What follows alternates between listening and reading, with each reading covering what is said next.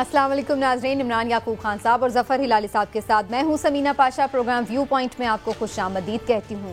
हलचल है और बड़ी गहरी हलचल है और उसी की नतीजे में हो रही हैं मेल मुलाकातें, राबते और उसके साथ साथ कुछ ऐसी मुलाकातें जो दरे पर्दा हो रही हैं। कुछ तो आकर अलल ऐलान बबांगे दोहल मिला जा रहा है इत्तेहादियों से और उनसे गुफ्तगू की जा रही है, अदम एतमाद के लिए हिमायत भी मांगी जा रही है। लेकिन इसके साथ साथ कहीं कुछ ऐसी नकबजनी भी हो रही है जो कप्तान की नज़रों से ओझल है। कहीं ऐसा ही तो नहीं कि कप्तान के अपने खिलाड़ी ही बगावत कर डालें। हमारा इशारा ख़ास तौर पर आज बात कर रहे हैं हम जहांगीर तरीन ग्रुप के हवाले से। जहांगीर तरीन साहब से अपोजिशन लीडर शहबाज शरीफ साहब की एक मुलाकात का इंकशाफ हुआ है और ये मुलाकात कोई आजकल में नहीं बल्कि गुज़श्ता हफ्ते ज़राए के तवस्सुत से ये कहना है कि जनाब गुज़श्ता हफ्ते रूनुमा हुई है और इस मुलाकात में जाहिर है कि सियासी उमूर और ख़ास तौर पर अदम एतमाद के हवाले से भी गुफ्तगू हुई। लेकिन इस मुलाकात में बड़ी दिलचस्प सूरत हाल ये है कि दोनों ही जानिब से ना तो तरदीद की गई है और ना ही तस्दीक की गई है। ना ये पता चल पाया है कि जहांगीर तरीन अदम एतमाद में अपोजिशन का साथ देंगे या हुकूमत का, और ना ही ये पता लग रहा है कि आखिर उनके पास एग्जैक्टली कितने लोग हैं और वो किस तरफ जाने का इरादा कर सकते हैं। ये ज़रूर कहा गया है कि इस मुलाकात के बाद जहांगीर तरीन साहब ने अपने जो हामी ग्रुप है उनके साथ जो एक इजलास भी किया जिसकी खबर भी सामने आई। उन्होंने आकर मीडिया से गुफ्तगू भी की, लेकिन उसमें भी उन्होंने खुले तौर पर कोई इशारा नहीं दिया कि वो किस तरफ जा रहे हैं। इसके बाद अब ये भी खबर है कि शायद उनके पीपल्स पार्टी से भी राब्ते हैं। लेकिन बहरहाल जिस स्पेसिफिक मुलाकात के हवाले से मैं गुफ्तगू करी उस पर अहम रिएक्शंस क्या आए वो देख लेते हैं और उसके बाद फिर गुफ्तगू करते हैं। सबसे पहले मैं आपको सुनवाना चाहती कि जहांगीर तरीन साहब ने स्पेसिफिकली इस मुलाकात के हवाले से तो नहीं लेकिन ओवरऑल क्या कहा है कि वो पीटीआई के साथ हैं या नहीं है, किससे राब्ते हैं, क्या उन्होंने कहा, जरा सुन लीजिए।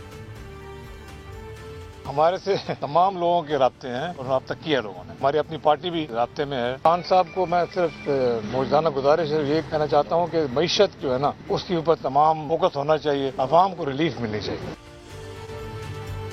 तो ये जरा थोड़ा गोलमोल सा कर गए वो। राना सनाउल्लाह साहब ने इस मुलाकात की क्या तरदीद की या तस्दीक की, ये भी देख लीजिए। अगर मैं ये कहूँ कि राब्ता नहीं हुआ तो ये भी बात नुकसान में है, और अगर मैं ये कहूँ कि राब्ता हुआ है तो ये बात भी मुनासिब नहीं है। तो इसलिए आप ये समझें कि जवाब देने से गुरेज किया। और फवाद चौधरी साहब तो इंतहाई मुतमईन है, वो कह रहे हैं जनाब कहीं नहीं जा रहे जहांगीर तरीन। तो सवालात वही कि कौन कहाँ खड़ा होगा और अगर ये मुलाकात हुई है तो ये इतनी खुफिया क्यों है अभी तक। इमरान साहब, पहला सवाल मेरा आपसे आज यही है। ठीक है, मुलाकातें हुई, इत्तेहादियों से भी हुई, उन्होंने भी आके बात की कि बिल्कुल हुई और हम देखेंगे ये हो। जहांगीर तरीन साहब के साथ जो मुलाकात हुई है उसकी दोनों तरफ से इतनी राजदारी क्यों बरती जा रही है? बिस्मिल्लाहिर्रहमानिर्रहीम। जहांगीर तरीन साहब की मुलाकात की राजदारी जो है ना उसकी बुनियादी वजह यह है कि आपको याद होगा कि 2018 के इलेक्शन के बाद जब इमरान खान साहब ने वफाक में और पंजाब में हुकूमत बनानी थी तो उसकी वजह कौन बना था? उसकी वजह जहांगीर तरीन साहब बने थे। उनका जहाज़ उड़ा, उन्होंने कोशिशें की, वो लोगों को लाए और फिर वफाक में भी तहरीक इंसाफ की हुकूमत बन गई और पंजाब में भी हुकूमत बन गई। उसके बाद आप ये देखेंगे उनके इख्तलाफात भी हो गए। इमरान खान साहब जो हैं उनसे उनको गिले भी हैं और कप्तान को उनसे गिले हैं। बहरहाल वो ताल्लुक नहीं रहा जो पहले ताल्लुक था। तो हुआ ये कि इन ताल्लुकात ख़राब होने पे एक दफ़ा याद होगा मैंने अपने इस प्रोग्राम में भी बात की थी, मेरी अपनी भी मुलाकात हुई थी खाने पे जहांगीर तरीन साहब से। तो मैंने खुद उनसे ये पूछा था कि अब आपकी अगली मंजिल क्या होगी, क्योंकि मुझे तो नहीं लगता बतौर फॉलोअर ऑफ पॉलिटिक्स के कि इमरान खान साहब की नीयत को, नेचर को देखते हुए, उनकी तबीयत को देखते हुए कि अगले इलेक्शन में वो उन लोगों को टिकट दें जो जहांगीर तरीन साहब के साथ उनके ग्रुप में हैं और अलग हो गए थे। तो उन्होंने कहा कि इस पे कि ये वक्त आएगा तो फिर हम बताएंगे, सोचेंगे, समझेंगे, लेकिन मैं वहीं जाऊंगा जहां मेरा ग्रुप फैसला करेगा। मैं इन लोगों को अकेला नहीं छोड़ सकता। वैसे ग्रुप ने तो उनके हाथ में फैसला दे दिया। हाँ जी, अब मेरी गुजारिश सुन लें। गुजारिश ये है कि आप तो एक मुलाकात की बात कर रही हैं ना, मैं आपसे कहता हूँ कि जहांगीर तरीन साहब ने 3 मुलाकातें की हैं। अच्छा। हाँ जी, उनकी 2 मुलाकातें हुई हैं अपोजिशन लीडर मियाँ शहबाज शरीफ साहब से और 1 मुलाकात हुई है बिलावल भुट्टो जरदारी साहब से। अब मुझे ये बताएं कि इन तीनों मुलाकातों में कहीं से भी आपको कोई ना खबर सामने आई और ना इन 3 मुलाकातों की तफसील सामने आई। लेकिन इन तीनों मुलाकातों में हुआ क्या है? इन तीनों मुलाकातों में हमारे वाकफान आल ये कहते हैं कि ये बात हुई है कि अपोजिशन लीडर ने और बिलावल भुट्टो जरदारी ने, दोनों ने उनको अपनी अपनी पार्टी में शमूलियत की दावत दी है। उनसे कहा है कि आप आ जाएं हमारे साथ और हमारे साथ मिलके पहले तो इस हुकूमत के खात्मे के लिए काम करें और फिर अगले इलेक्शन, असल टारगेट तो अगला इलेक्शन है, तो आप अगर अगले इलेक्शन में आते हैं तो हमारे साथ आए, मिल के काम करते हैं। अब जहांगीर तरीन साहब ने उस शाइये के बाद जब अपने लोगों से बातें की तो उनके लोगों में से अक्सरियत जो है वो मुस्लिम लीग नून के साथ जाना चाहती है, क्योंकि उस अक्सरियत का ये कहना है और ये मानना है कि शायद उन्हें मुस्लिम लीग नून का टिकट ज़्यादा सूट करता है अगला इलेक्शन जीतने के लिए। लिहाजा टिल्ट उस ग्रुप का ये था कि वहाँ मुस्लिम लीग नून की तरफ करें और वैसे भी ज्यादातर पंजाब से ताल्लुक रखते हैं, तो जाहिर है पंजाब में पीपल्स पार्टी का तो वो वोट एंड सपोर्ट नहीं है जो पीएम ऐसे ही है। लेकिन ये मैं आपको बता दूं कि ये नतीजा उसी दिन निकलेगा जिस दिन जहांगीर खान तरीन साहब को भी कोई थपकी मिल जाएगी, कोई इशारा मिल जाएगा। लेकिन तो आपने इस बात का मुझे जवाब नहीं दिया कि वो राजदारी क्यों। मैं दोबारा आती हूँ आपकी तरफ, लेकिन मैं हिलाली साहब से पहले जानूंगी। हिलाली साहब, भाई ठीक है आप हैं नहीं हैं, या बेशक अगर सोच भी रहे हैं, इवन जो कि सोच रहे हैं, बहुत सारे इत्तेहादियों ने भी ये जवाब दिया कि हम सोचेंगे देखेंगे, तो क्या वजह है कि जहांगीर तरीन साहब भी अगर मिले थे आकर कहें कि हाँ भाई हम मिले हैं, उन्होंने कहा है लेकिन हम सोचेंगे देखेंगे, या जो भी उनका स्टांस है अपना वो सुनाते। इस मामले को इतना कंफ्यूजन में क्यों रखा गया है हिलाली साहब? देखिए, बड़े अफसोस से कहना पड़ेगा कि ये जो गंदे पॉलिटिक्स एक दफ़े पाकिस्तान डेमोक्रेटिक प्रोसेस से एसोसिएटेड थे, जो हमें पता चला 1958 में वो ख़त्म कैसे हुआ, एक मार्शल लॉ लगा। 47 से 58 जो गंदे पॉलिटिक्स, गंद से गंद पॉलिटिक्स चल रहे थे, और उसके बाद 90s में भी वही छांगा मांगा के गंदे पॉलिटिक्स फिर आए। वो भी एक अनफॉर्चुनेटली अफसोस से कहना पड़ता है वो भी ख़त्म हुआ in the second martial law. मैं ये देख रहा हूँ कि हम तारीख से तो सीखते ही नहीं है। ये इतने गंदे पॉलिटिक्स हो गए हैं इस मुल्क में कि मैं समझ नहीं है मुझे हम किधर जा रहे हैं। देखिए, छोटी सी बात है, 25 MPs जो है जहांगीर तरीन के, वो अपने आप को, पहले तो उन्होंने कहा हम जहांगीर तरीन के साथ हैं, अब जाके वो नून को कह रहे हैं नहीं यार उसको छोड़ो, वो जो भी फैसला करता है हम अपने लिए निगोशिएट कर रहे हैं, बताओ तुम हमें क्या दोगे। और वो कह रहे हैं, नून वाले कह रहे हैं अच्छा तुम्हारे 25 तो नहीं, हमारे 25 से कम लेंगे, जो नहीं लेंगे उनको कॉम्पनसेट करेंगे। क्या उनको पैसे देंगे आप कि उनको आप टिकट नहीं देंगे अपने पार्टीज का?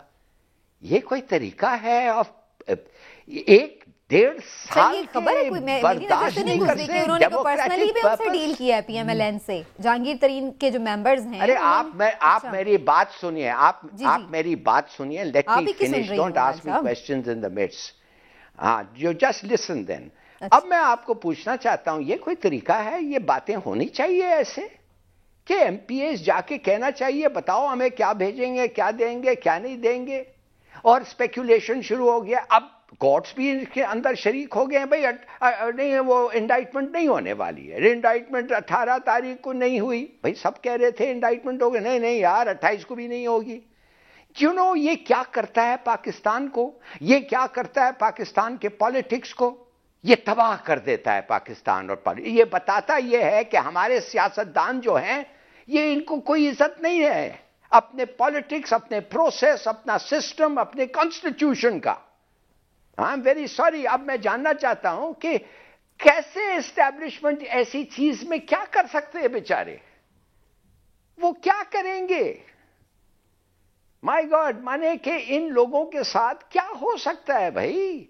अगर एक चीज मैं कह सकता हूं कि पॉजिटिव न्यूट्रलिटी का मतलब यह है कि जो खराब है वो खराब है, मगर न्यूट्रलिटी जरूरी है। अब देखें जिस तरीके से ये हैंडल कर रहा है, मगर मैं आपको बता रहा हूं ये politics of the 50s, politics of the 90s, और जिस किस्म के तरीके से वो खत्म हुए पाकिस्तान में इस वक्त हो रहा है। चलिए, ये आपकी बात कंप्लीट हो गई। अब हिलाली साहब मेरी बात सुनिए, आइडियली आप बिल्कुल ठीक कह रहे हैं, इसको तो कोई नेगेट नहीं करेगा कि आप आइडियली गलत कह रहे हैं। जाहिर है एक दूसरे को ब्लैकमेलिंग, ये हॉर्स ट्रेडिंग, ये पैसे लेकर चीजें इधर उधर वफादारियां तब्दील करना, इसको तो कोई भी अप्रिशिएट नहीं करेगा। लेकिन हम इस वक्त आइडियल सिचुएशन की बात नहीं कर रहे हैं, हम उसकी बात कर रहे हैं जो हो रहा है। और जो आप बात करें कि मैं तो सिर्फ आपसे ये जान रही हूं कि पर्सनली क्या जो जहांगीर तरीन के मेंबर्स हैं वो PMLN से नेगोशिएट कर रहे हैं, क्योंकि जो खबरें आ रही हैं मीडिया में वो तो यही थी कि उन्होंने जहांगीर तरीन को ये इख्तियार दिया है कि आप जो फैसला करें, आप जिस तरफ खड़े होंगे हम उसी की तरफ खड़े होंगे। तो बेसिकली उनकी जानिब से तो उन्हें पावर दी गई है, पर्सनली उन्होंने नेगोशिएट किया। ये मैं आपसे सुन रही हूं। जो लोग इमरान खान को वादा किया था फॉलो करेंगे, जो लोग उनके नाम पे इलेक्ट हुए हैं, जो लोग के साथ गद्दारी कर रहे हैं, आप समझते हैं वो जहांगीर तरीन के साथ ईमानदार रहेंगे? ये कोई लॉजिक है? Of course not. उनके लिए देयर इज नो लॉयल्टी, अपना सेल्फ इंटरेस्ट, उनके एक ही लॉयल्टी। वैसे उनमें से ज्यादातर वो हैं जो इमरान खान के नाम पर इलेक्ट नहीं हुए, ज्यादातर इमरान साहब इनमें से, अगर आप करेक्ट कीजिएगा, ज्यादातर तो वो हैं जो बाद में मेरा ख्याल पार्टी में क्यों आए भाई? यहाँ दैट्स ट्रू, पावर मिल रही थी, वो इंडिपेंडेंटली इलेक्ट होते, राइट, इंडिपेंडेंटली इलेक्ट हो जाते। PTI में आने की क्या जरूरत थी? क्या दगाबाजी? बहुत सारे ऐसे भी हैं वैसे हिलाली साहब। गुजारिश ये है कि हिलाली साहब जो बात कर रहे हैं ना, जहांगीर खान तरीन के ग्रुप में जो लोग हैं, बहुत सारे लोग ऐसे हैं जो इंडिपेंडेंटली ही इलेक्ट हुए थे, आजाद इलेक्शन जीते, और बाद में सुन लें, बाद में जहांगीर खान तरीन के कहने पे और हुकूमत की जरूरत के तहत, क्योंकि उस वक्त तहरीके इंसाफ को उनकी जरूरत थी, तो उनकी जरूरत पूरा करने के लिए वो PTI में आए। वो अपने शौक से ज्यादा इमरान खान साहब के वजीर आजम बनने के शौक में PTI में आए, क्योंकि उस वक्त इमरान तहरीके इंसाफ सर अब बात तो सुने ना, वो उस वक्त आ गए। अब बात ये है कि PTI, अगरचे ये बात ठीक है लाली साहब की कि जब आ गए तो अब रहे, लेकिन अगर PTI उनके साथ किए गए वादे पूरे नहीं कर पाई तो उनको ये हक हासिल है कि वो आज़ाद आए थे, वो आज़ाद छोड़ दें, लेकिन पार्टी छोड़ दें, वापिस चले जाएं, क्योंकि वो PTI के टिकट पे तो नहीं थे लड़े। लेकिन बात ये है कि अभी तक इस सारे खेल में मैं आपसे ये कर्ज कर दूं कि जो हिलाली साहब बात कर रहे थे 1958 की या 90s की, अभी तक उस तरह की अल्लाह का शुक्र है सियासत नहीं हो रही कि लोगों को पैसे दिए जाने का लालच दिया जा रहा हो या पैसे दे के ख़रीदा जा रहा हो या इस तरह की। इस वक्त अभी भी मेरी जो इतलात है उनके मुताबिक जहांगीर खान तरीन के अगर कुछ लोगों ने इंडिविजुअली राब्ता किया भी है तो मुस्लिम लीग नून की तरफ से ये कहा जा रहा है, ये उन्होंने फैसला किया है कि हम किसी से इंडिविजुअली बात नहीं करेंगे। चलिए अब थोड़ा सा और उन्होंने जहांगीर खान तरीन को उस मुलाकात में ये यकीन भी दिलाया है कि अगर आपके लोग आएंगे तो आपके जरिए से हम करेंगे, ये नहीं होगा कि आपके ग्रुप कहा। तो वैसे उन्होंने ये भी था कि हम तो एलाइज से ही बात करेंगे, PTI में नकब नहीं लगाएंगे, मौलाना साहब ने कहा था। फिर PTI के जहांगीर तरीन से या उनके मेंबर से क्यों मिल रहे हैं, ये फिर एक डिफरेंट बात है। लेकिन अगेन वही बड़ा क्वेश्चन कि क्या जहांगीर तरीन साहब इस सिलसिले में कोई फैसला कर चुके हैं, क्या वो PTI को छोड़ रहे हैं? बड़ा मानी खेज सवाल सहाफी का, लेकिन उस पर उनका रिएक्शन क्या था, जहांगीर तरीन साहब का क्या था, वो आप देख लीजिए। जहांगीर तरीन इमरान खान के साथ खड़े, तो बेसिकली उनका कोई जवाब नहीं था। इमरान साहब उन्होंने तो इस पर कमेंट नहीं किया, इसको क्या समझा जाए? यही तो सियासत है। आप जहांगीर खान तरीन को क्या बेवकूफ़ समझती हैं? अगर जहांगीर खान तरीन को पाकिस्तानी सियासत में इतना वेट मिल रहा है कि हुकूमत भी उनके पीछे है, मुस्लिम लीग भी उनके पीछे है, बल्कि पूरी अपोजिशन उनके पीछे है, तो वो क्यों ये मौका गंवाएंगे? वो तो चाहेंगे कि उन्हें और मिले, क्योंकि एक बात याद रखें कि जहांगीर खान तरीन का मकसद सिर्फ ये नहीं है कि वो अपने ग्रुप को लेके कहीं और चले जाएं। एक जो PTI में हमेशा से मुतबादल क़यादत की बात होती है, उस बात को भी ज़हन में रखें। अगरचे मेरी जाती राय में PTI माइनस इमरान खान कुछ भी नहीं है। PTI धर्म से नीचे आ जाएगी अगर इमरान खान को PTI से अलग कर दिया जाए। लेकिन बहरहाल हर वक्त हर जमात में मुख्तलिफ तरह की कोशिशें और चीजें होती रहती हैं, और हो सकता है डिफरेंट ग्रुप्स बने, कुछ भी डिवीजन हमें नजर आए।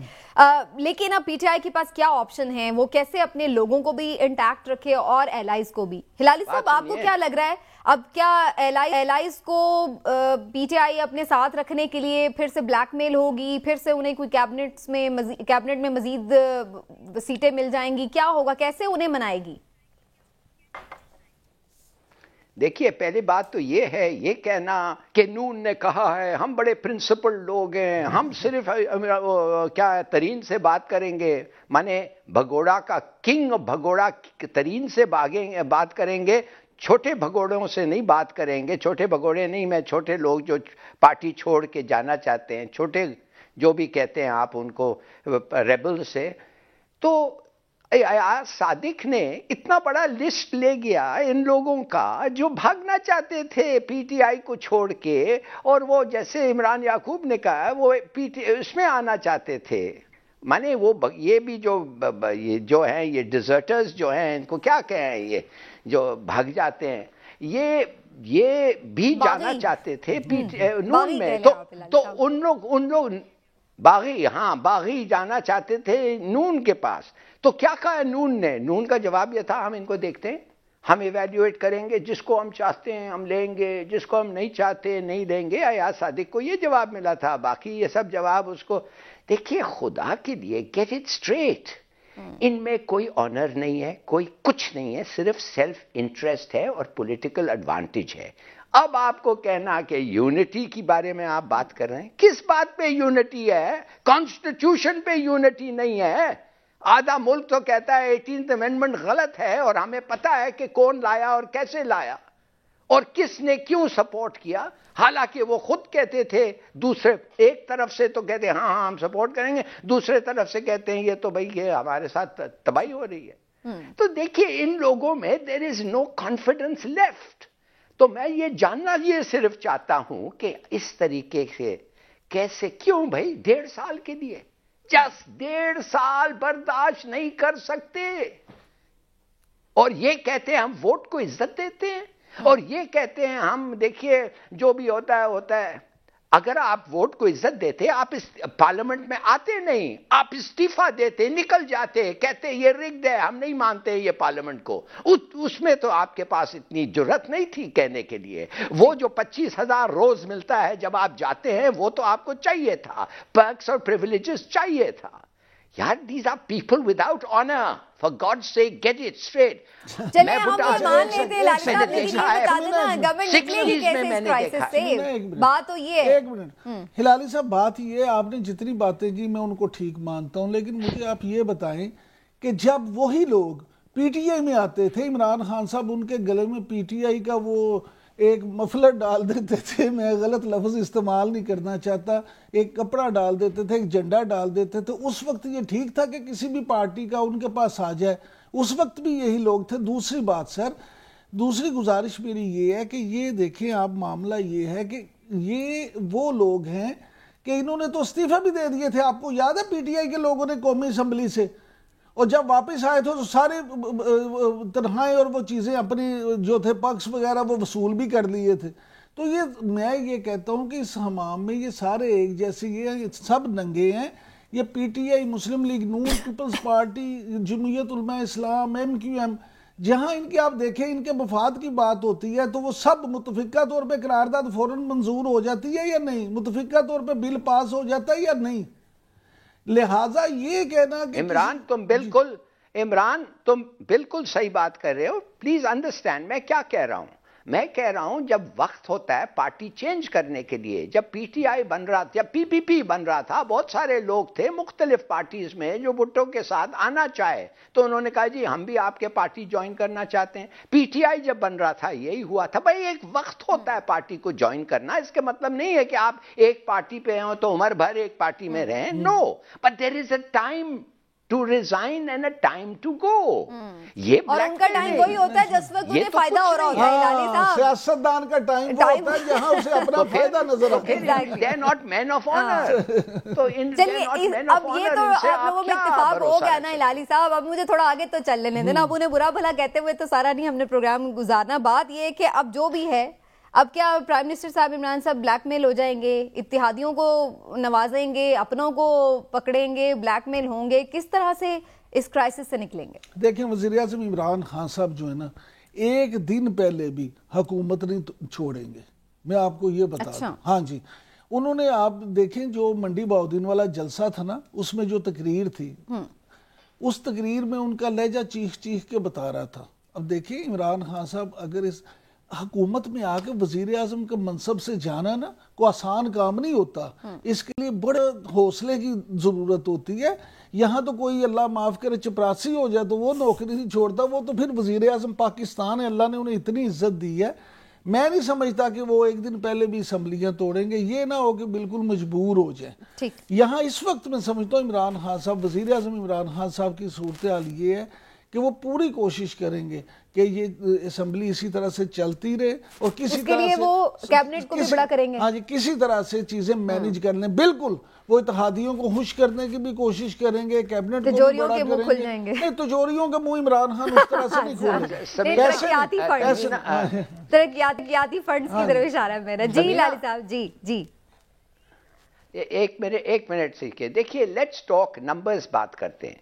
172 सीट्स चाहिए इस वक्त उनके पास 162 सीट्स हैं पीटीआई के पास, 5-6 सीट्स है एमक्यूएम क्या चाहती है, एक और मिनिस्टरशिप चाहती है।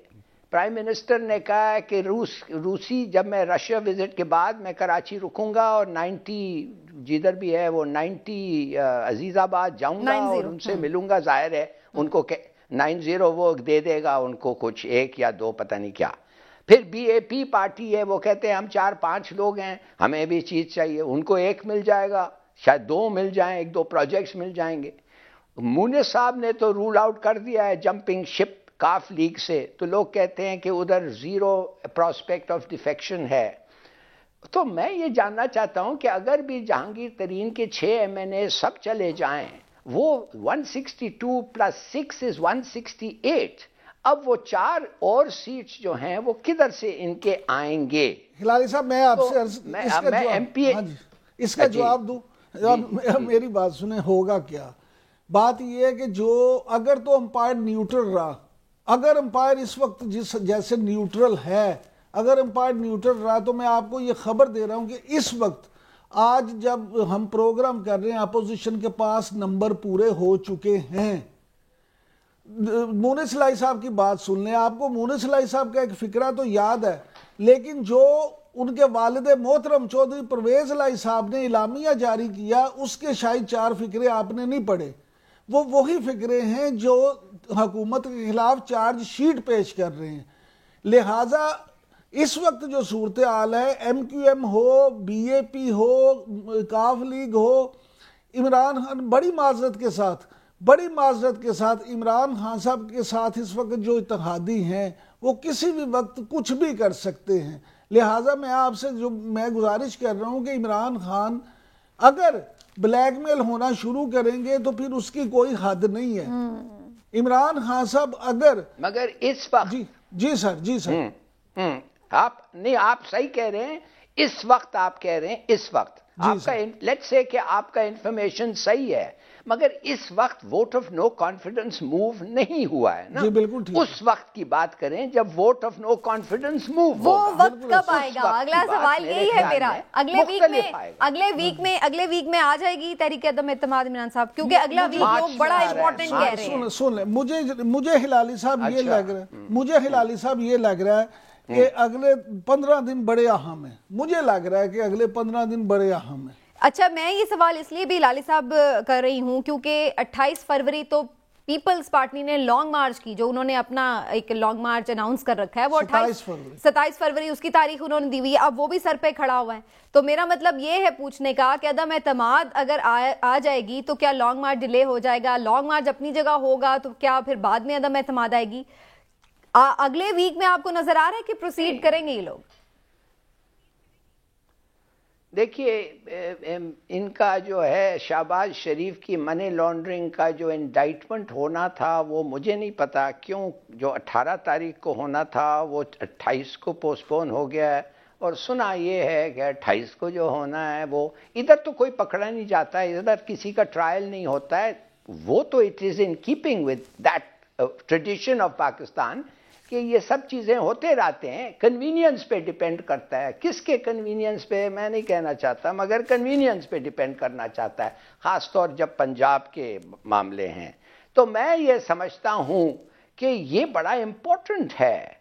अगर इंडाइटमेंट आ जाए और वो इंडाइटमेंट बड़ा सीरियस इंडाइटमेंट है, तो प्राइम मिनिस्टरशिप का जो पहला कैंडिडेट है वो शहबाज शरीफ है, दूसरा कैंडिडेट है वो मरियम शरीफ है, तीसरा कैंडिडेट जो है वो क्या हमजा शरीफ है, चौथा कैंडिडेट जो है कोई शरीफ का चौकीदार होगा, पता नहीं कौन। मगर कहने की मतलब मेरा सिर्फ ये है वो शरीफ फैमिली से बाहर नहीं जाएंगे। It's just ridiculous. It's a joke. Imran साहब कहाँ से बात शुरू होगी अदम एतमाद की? पंजाब में आएगी, स्पीकर को पहले हटाएंगे, आगे का प्लान क्या होगा? फौरी इलेक्शन होंगे या कोई गवर्नमेंट बनेगी?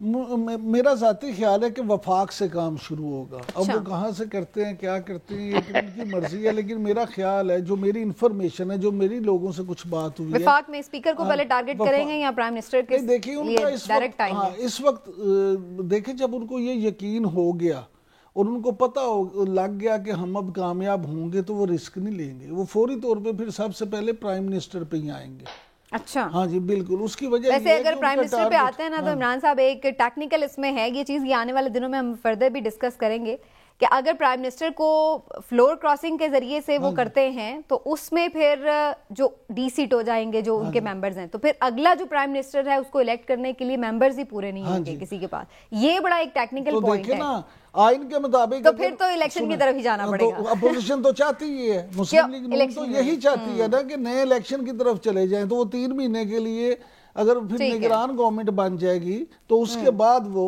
इलेक्शन हो जाएंगे। तो फिर ये ऐसा हो सकता है ना, फिर पहले स्पीकर की तरफ चले जाएं। अब देखिए, नहीं, स्पीकर की तरफ तो नहीं हो जाना चाहते। यही तो मैं कह रहा हूँ कि अगर मुझे और आपको ये पता है कि इस तरह हुकूमत टूट सकती है, तो उनको नहीं पता जो खिलाड़ी हैं। अच्छा, उन्हें सब पता तो है। वो ये इलेक्शन की तरफ जाने के लिए इसलिए डायरेक्टली जाएंगे। चलिए, ये खैर देखते हैं आने वाले इस तरफ क्या सिचुएशन बनती है। बहरहाल जनाब, ये अभी मूवमेंट के लिए तैयारी हो रही है, वो तैयारी किस हद तक कामयाब होती है नहीं, आने वाले दिनों में ये आखिरकार खुली जाएगा। अगला वीक बड़ा इंपॉर्टेंट इस सिलसिले में कहा जा रहा है, और मुख्तलिफ इत्तेहादियों और खुद जहांगीर तरीन साहब की जानिब से भी अगले वीक तक का ही वक्त मांगा गया है, इशारा दिया गया। एक ब्रेक लेते हैं, ब्रेक से वापस आते हैं तो ख़ास तौर पर बात करेंगे PSL के हवाले से। बड़े अच्छे और बड़े ज़बरदस्त मोमेंटम में ये मैचेस चल रहे थे, लेकिन इस दौरान कल एक अफसोसनाक वाक़या पेश आया है, जिसके बाद हमने देखा कि ऑस्ट्रेलियावी क्रिकेटर पर बैन कर दिया है PSL को, और काफ़ी उससे दागदार हो रही है सारी सिचुएशन PSL की। क्या ये सिचुएशन बनी है, इस पर बात होगी एक ब्रेक के बाद हमारे साथ।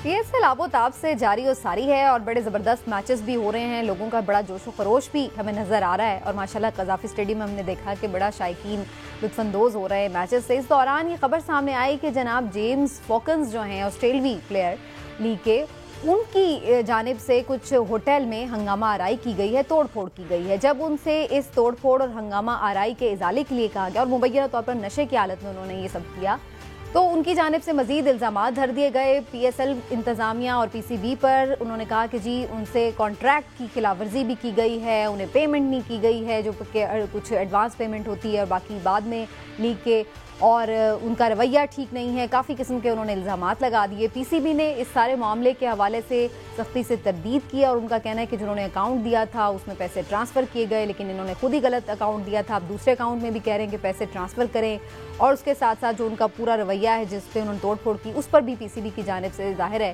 कि तशवीश का इजहार किया गया, जिसके बाद ये तय किया गया कि आइंदा उन्हें PSL की बिडिंग में शामिल नहीं किया जाएगा। तो जनाब ये सारी सूरत हाल हुई, जिसके बाद से एक बदमजगी सी हुई, लेकिन इस वाक़े की वजह क्या है, हकीकत क्या है और इसके असरात क्या होंगे, इसके हवाले से गुफ्तगू करना बड़ा ज़रूरी है। मेरे साथ आज सीनियर सहाफ़ी अब्दुल माजिद भट्टी साहब भी स्पेशली मौजूद हैं, उनसे भी हम इस बारे में बात करेंगे। भट्टी साहब, आपका बहुत शुक्रिया, आप हमारे साथ मौजूद रहिएगा। मैं एक शॉर्ट सा कमेंट इमरान साहब से भी ले लूँ, और उसके बाद फिर मैं आपकी तरफ भी आती हूँ।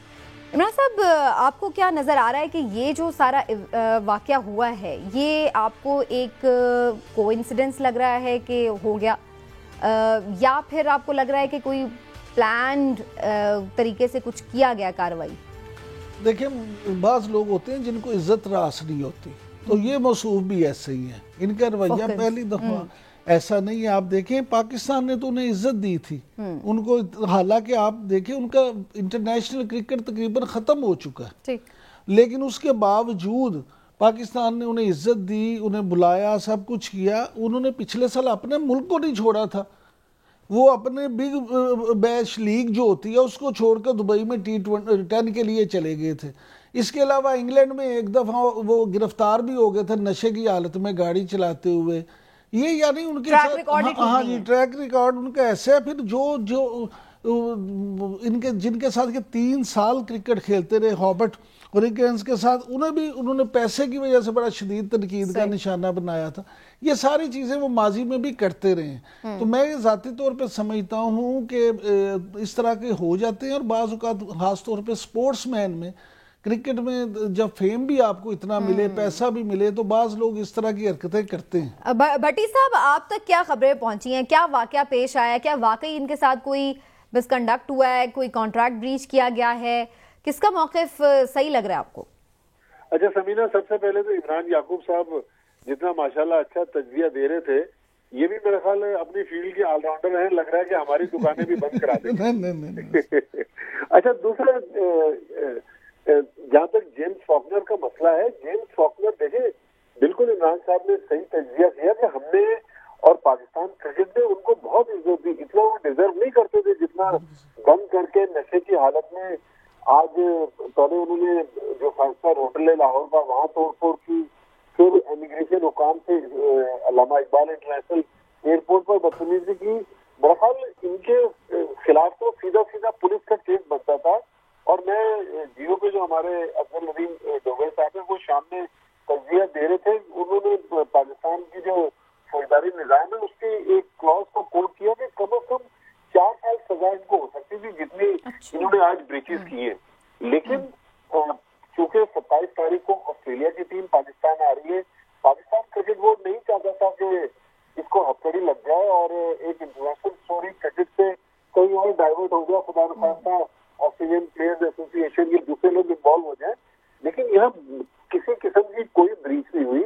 जो एज पर कॉन्ट्रैक्ट, जैसे PSL दुनिया की दूसरी बड़ी लीग है और PSL जब से नजम सेठी साहब ने इसको स्टार्ट किया, माली मामला PCB ने अपने हाथ में रखे हुए, फ्रेंचाइज ओनर्स पेमेंट नहीं करते, PCB डायरेक्ट प्लेयर्स को पेमेंट करता है। As per contract James Faulkner को भी दूसरे खिलाड़ियों की तरह 70% जो इसके मार्जिन की रकम थी, $50,000 बनती थी, वो इसको अदा कर दी गई थी। पहले इसने बरतानिया का एक ऑफशोर अकाउंट था, उसका नंबर अपने एजेंट के जरिए PCB को दिया, कहा कि इस अकाउंट में मेरी ये रकम ट्रांसफर कर दी। PCB ने कर दी।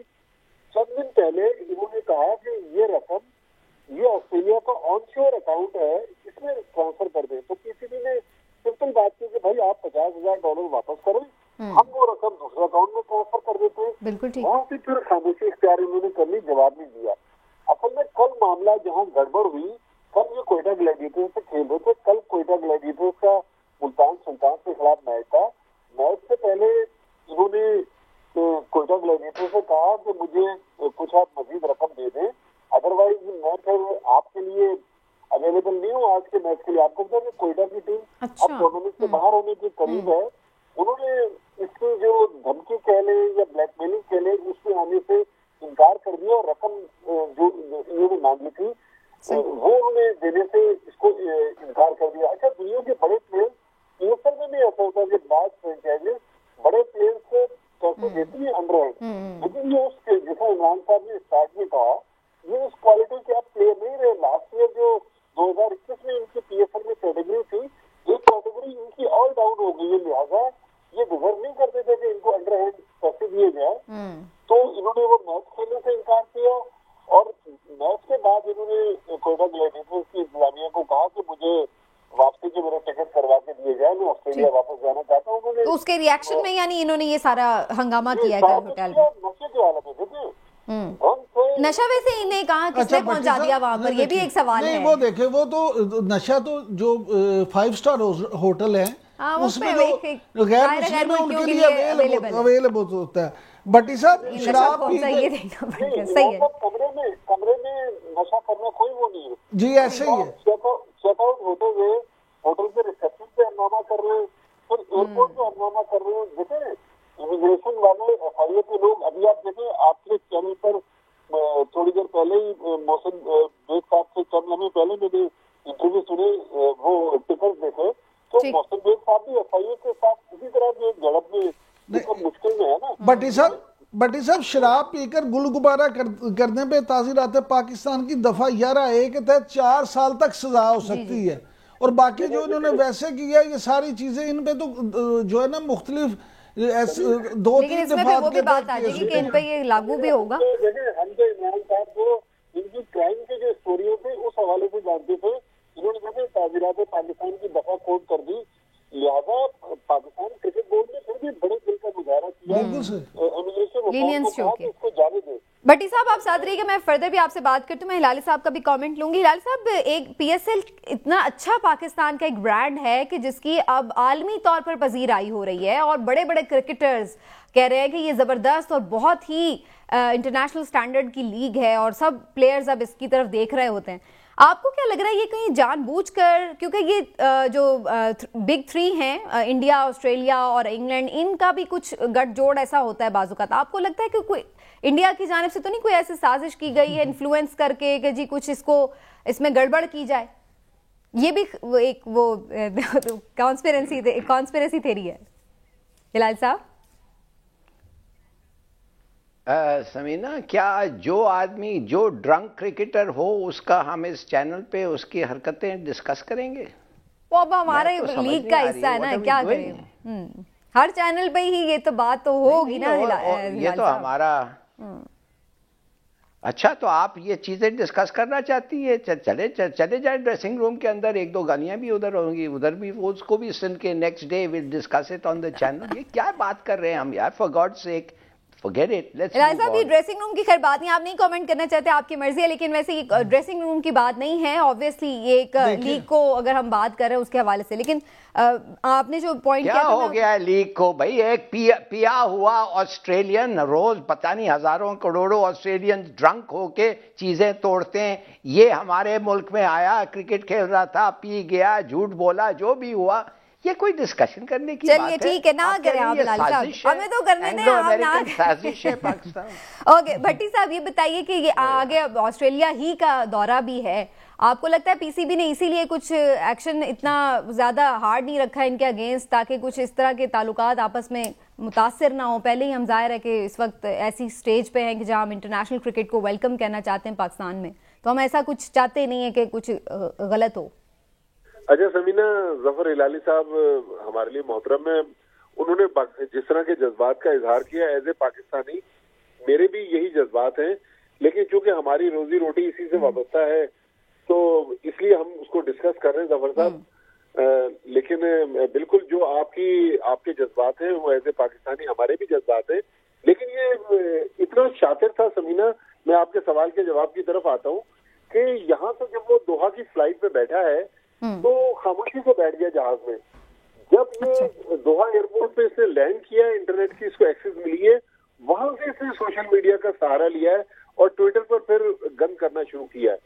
लेकिन मेरा नहीं ख्याल कि पाकिस्तान और ऑस्ट्रेलिया के ताल्लुकात जो हैं इससे मुतासिर होंगे। देखिए, पाकिस्तान क्रिकेट बोर्ड ने पूरी दुनिया में जिस तरह का नाम कमाया है इस पीएसएल के जरिए, दुनिया का कोई भी ऐसा क्रिकेटर नहीं है जो आज कह दे, बहुत सारे मेरे ख्याल 50-60 फॉरेनर इस वक्त भी लाहौर में हैं, कोई एक अंपायर, मैच रेफरी, खिलाड़ी या दीगर ऑफिशियल में कोई एक बंदा नहीं कह सकता कि पेमेंट के मामले में पीएसएल में उनके साथ गड़बड़ की हुई है या उन्होंने कॉन्ट्रैक्ट को ऑनर भी किया। ये चूंकि जेम्स फॉकनर का जिसने इमरान साहब ने स्टार्ट लिया था, इसका अब सितारा वैसे ही गर्दिश में था इसकी परफॉर्मेंस की वजह से इसको। और बल्कि मैं जाते जाते, पता नहीं आपके पास कितना टाइम है, आपको ब्रेकिंग भी दे दूं कि थोड़ी देर पहले इसने, जब इसे दोहा एयरपोर्ट पे अगली फ्लाइट पे बैठा है ऑस्ट्रेलिया जाने के लिए, अपने उस एजेंट को भी फारिग कर दिया है। लॉकआउट नामी एजेंट था इसका, तो इसने दोहा में उसको भी फारिग कर दिया कि तुमने पूरा पीसीबी के साथ मेरा मामला मिसहैंडल किया और मुझे कम पैसे दिलवाए, तुम चाहते तो मुझे ज्यादा पैसे मिल सकते थे। तो बेसिकली ऑस्ट्रेलियन, मुझे तो कई बार जाने का इत्तेफाक हुआ, वहाँ आप बिल्कुल लेकिन ठीक। जो कॉन्स्पिरेसी थ्योरी है, मैं भी शाम से इसी में मेरा भी दिमाग अटका हुआ है, क्योंकि देखिए हमारे पड़ोस में एक लीग शुरू होने जा रही है कुछ दिनों बाद। जी जी। हो सकता है कि इसको किसी ने टास्क दे दिया हो कि भाई पाकिस्तान में तुम ये बंद करके आ जाओ। अभी तक जो ड्राफ्टिंग हुई है वहाँ पे उसमें नहीं है जेम्स फॉकनर का नाम। हो सकता है कि आगे जाके इसका नाम आ जाए, लेकिन जो आपने साजिशी मफरूजा आप लेकर आई है, इसको हम रूल आउट नहीं कर सकते। बिल्कुल ठीक है। पर भट्टी साहब, आपको तो ज्यादा पता होगा, पीसीबी जो है वो उसने ऑस्ट्रेलियन बोर्ड को भी इसके बारे में, इसके रवैये के बारे में आगाह कर दिया, और वो ऑफिशियली जो है पीसीबी उसने पूरा चलिए होपफुली इसको अब हम देखते हैं कि आखिरी पॉइंट एक ये कि जाते जाते कि अब चूंकि ऑस्ट्रेलिया में थोड़ी देर बाद सुबह हो रही है, मेरे ख्याल में पीसीबी लीगल ऑप्शन पर भी गौर कर रहा है, इसके खिलाफ ऑस्ट्रेलिया में क्या कानूनी कार्रवाई की जा सकती है। बिल्कुल ठीक है, देखते हैं जी। होपफुली ये मामला अच्छे से सॉर्ट आउट हो जाएगा और ज्यादा उससे फर्क नहीं पड़ेगा इंशाल्लाह पाकिस्तान में क्रिकेट की रौनकों को। अब्दुल माजिद भट्टी साहब, आपका बहुत बहुत शुक्रिया, आपने आज के प्रोग्राम में हमारा साथ दिया। राजनीतिक ब्रेक से वापस आते हैं तो बात करते हैं दो अहम कवानीन जो हैं उनको ऑर्डिनेंस की सूरत में पास करने के लिए भेजा गया है। ये कवानीन क्या है, उससे क्या फायदा होगा किसको, इस पर बात होगी। एक ब्रेक के बाद हमारे साथ रहिएगा।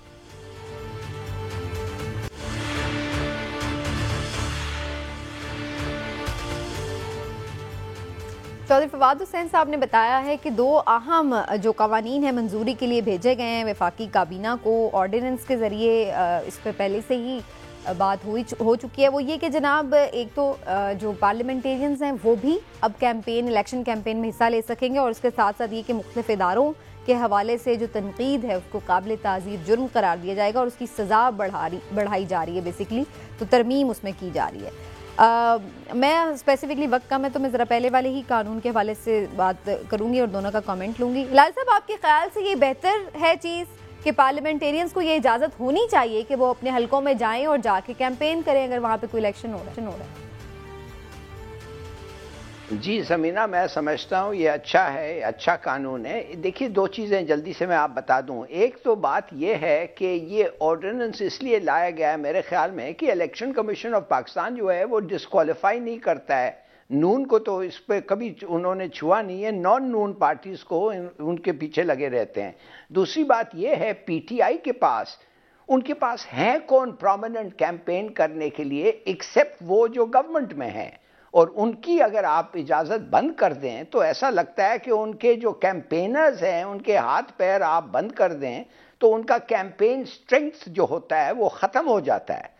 तो इनकम्बेंसी ज़रूर है, मगर अगर आप उनको बंद कर दें तो वो कौन जाएगा उनके लिए कैंपेन करने के लिए। अब मौलाना फजल रहमान जा सकते हैं, जब भी मर्जी है वो जाके कैंपेन कर सकते हैं, पूरी शरीफ फैमिली जाके कैंपेन कर सकते हैं, अमीर लोग हैं ये जाके हर किस्म का वादा कर सकते हैं। तो मैं सिर्फ ये कह रहा हूं कि एक अच्छा बात है ये। अब बाद में जो भी गवर्नमेंट में आएगा वो भी फायदा इसका उठाएगा, मगर मैं समझता हूं क्यों ये लोगों ने इस किस्म की ऑर्डिनेंस किया है। जी इमरान साहब, आपका क्या ख्याल है? बड़ी माजरत के साथ मुझे तो हिलाली साहब की इस राय से बिल्कुल भी इत्तेफाक नहीं है। देखें, ये कोई लॉजिक नहीं है कि जी तहरीक इंसाफ के पास कोई बंदे नहीं है इसलिए वो ऑर्डिनेंस ले है। हमेशा आप तो इस बात पे इतराज करते थे कि जो हुकूमत में लोग शामिल हैं उनको जाके कैंपेन नहीं करनी चाहिए, वो असरअंदाज होते हैं। पीटीआई वाले हमेशा ये कहते थे। वो बेसिकली इतराज ये होता है कि सरकारी वसाइल ना इस्तेमाल हो। यही बात है ना। अब बात ये है कि ऐवान सदर को एक ऑर्डिनेंस फैक्ट्री बनाना और उस फैक्ट्री में से फिर वही प्रोडक्ट निकालना जिसका फायदा सिर्फ और सिर्फ हुकूमत को, मैं समझता हूँ ये मुनासिब नहीं है।